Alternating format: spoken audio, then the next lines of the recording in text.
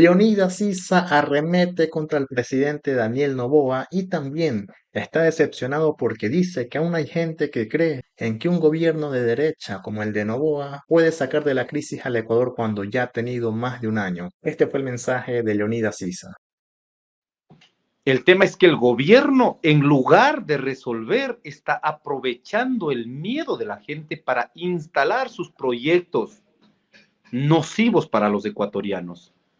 Ahora mismo va a empezar los 6 proyectos mineros a gran escala. Ya no tiene que hacer el esfuerzo, simplemente tiene que decir, estos están vinculados al narcotráfico, al crimen organizado, cualquier cosa y listo. Implacables con nosotros. Procesos de privatización. Campos Hacha, en un proceso de privatización, estamos en el agotamiento del petróleo y esta gente para dar cabida a su hermano con Petro Novoa y resulta que están dispuestos a privatizarla. Oiga, ¿qué les pasa? Y encima de eso hay gente creyendo en esta porquería de políticos. Realmente es una cuestión horrorosa lo que está pasando ideológicamente y que han controlado a partir del miedo la cabeza y el corazón de los ecuatorianos. Entonces, creo que para vencer el miedo necesitamos unirnos, necesitamos confiarnos, necesitamos impulsar juntos los procesos internos.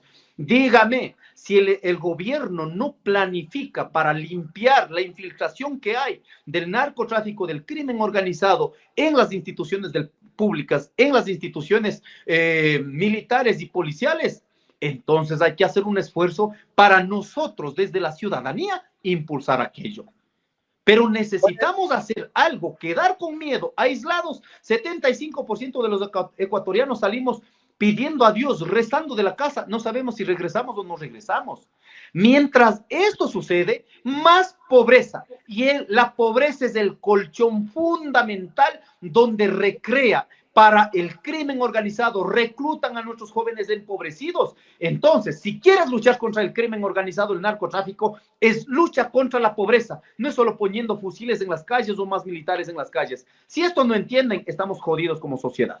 ¿Usted está de acuerdo con Leonidas Sisa? Hágame saber su opinión. Y hablando de este tema de inseguridad en nuestro país, Abraham Verduga también dejó un mensaje sobre la situación crítica que vive nuestro país. Definitivamente con un gobierno como el que ya ha estado un año y más, no va a cambiar la situación. Abraham Verduga dijo lo siguiente. Ahora usted me dice lo de los dispositivos. ¿Por qué tiene que ver su teléfono, su computadora personal con esta pugna por el superintendente de bancos? Absolutamente nada que ver. Porque si lo que está investigando la fiscalía es un supuesto delito, que es ridícula la acusación, pero si están investigando un incumplimiento de decisiones de autoridad competente, ¿qué necesita la fiscalía para verificar la supuesta comisión de ese delito? Bueno, ver el acta de quienes votaron a favor de ratificar a González, ¿no? Escuchar los audios de la sesión del Pleno donde se tomó esa decisión. Como usted bien dice, ¿qué tienen que ver los dispositivos en eso? No tiene nada que ver. ¿Qué cree usted que tienen que ver? Y si, ¿por qué se resistía? Es que a eso es a lo que voy, con eso de los hechos durante y post allanamiento. Alina, no tiene nada que que le ver. entrega el teléfono, que se va de Alina, vacaciones, que se no va por tiene nada, no tiene nada que ver. Gracias por la pregunta. La respuesta es, no tiene nada que ver. ¿Por qué lo hace la fiscalía? Porque es su forma de extorsión, ¿no? Agarrándose de este caso, ridículo, ¿no? Sin pies ni cabeza, se agarra de este caso para justificar un allanamiento y una incautación de celulares, que como usted bien anota, no tiene absolutamente nada que ver con el caso que se investiga. Porque ¿cuál es el modus operandi de la fiscal? Una fiscal corrupta, la más corrupta de la historia del Ecuador, y lo digo sin ningún empacho, ¿no? Hace parir nuevos casos, incautando celulares, sembrando pruebas, ¿no? Pero ya lo hemos vivido antes, o sea, es que el pueblo lo conoce, ya la gente, la opinión pública está acostumbrada a este tipo de causos mediáticos, ¿no? Orquestando con Ecoavisa ahí, con las cámaras. ¿Qué es lo que quiere Salazar? Quiere escudriñar en los dispositivos y se agarra, toma como excusa esta causa de incumplimiento de decisiones de autoridad competente para después quizás hacer parir otros casos, ¿no? Entonces, ¿qué tiene que ver? Absolutamente nada. Pero ya nos estamos esperando, muy seguramente, como siempre pasa en época electoral, que la fiscal quiere frotarse las manos y ser un actor protagónico. Y en este mismo contexto parece que la persecución no va a terminar. Es más, Aquiles Álvarez se la tiene jurada al presidente Noboa. Escuchemos la reflexión de Tamara Hidrobo sobre este tema. Genial. Lo del acróstico del señor Aquiles Álvarez fue genial. Yo todavía me río. Pero el asunto aquí no es el acróstico y la burla a la sentencia y a los jueces y a las juezas y no sé qué sentencias. Ese no es el asunto. La aldea mental en la que se vive en el Ecuador les hace pensar que ese es el asunto, pero eso no es el asunto. El problema es que ni siquiera saben, reconocen, entienden y comprenden lo que son las violencias, que ni siquiera se dan cuenta que el alcalde de Guayaquil le dice niña vaga a una señora asambleísta o señorita, a una mujer adulta, y no quieren decir en letras claras y abiertas que eso se llama violencia. Decir niña a una mujer adulta es infantilizarla y eso es violencia. Y cobardemente se esconden en cualquier debate. Hombres y mujeres en cualquier debate. No nos sentamos, no abren las puertas, la puerta mental, la puerta del corazón es decir, a ver, chuta, eso no es violencia. A ver, debatamos qué es violencia política de género y qué no es violencia política.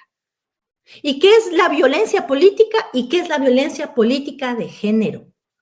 Pero los hombres no son quienes tienen que definir eso, son los que tienen que hacerse responsables de ejercer esa violencia hacia las mujeres continuamente, todo el tiempo, todas partes, en todos momentos, sin ni siquiera atreverse cobardemente y cómodamente a darse cuenta que están violentando a mujeres con sus comportamientos continuos todo el tiempo, minimizando, ignorando, pretendiendo ser los dueños de la verdad.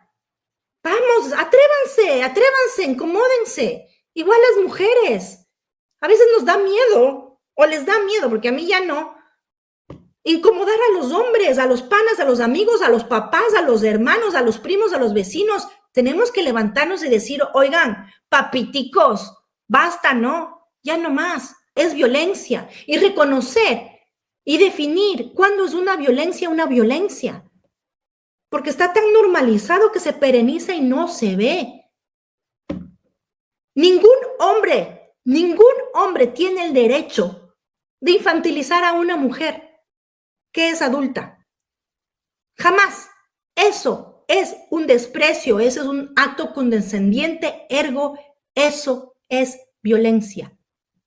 Y si lo hace una autoridad dentro de un contexto político a una mujer adulta, eso se llama violencia política de género, porque está utilizando una condescendencia al género mujer, niña, a una mujer adulta para minimizarla y hacer una caricatura, una burla, un cuestionamiento. Lo de vaga, que es un adjetivo y es una característica independientemente del género, no es violencia. El señor alcalde parece que sustentó esto de que la señora asambleísta o señorita es vaga, con papeles y documentos. Entonces tenía las de ganar, señor Aquiles Álvarez, usted tenía ahí toda la razón. ¿Por qué decirle niña a una mujer adulta en un contexto así? Y el señor alcalde pide disculpas, dando un acróstico, llamándole nuevamente niña vaga en las disculpas. A mí me parece una genialidad política, pero termina siendo violencia política de género. Y esta es la política de nuestro país, que de vez en cuando hace daño por la situación tan compleja que se está viviendo. Hasta Carlos Vera se ha atrevido a llamar correísta a Ecuavisa, para que usted vea nomás que la ultraderecha no tiene piedad ni de ellos mismos. Nos vemos en un siguiente video.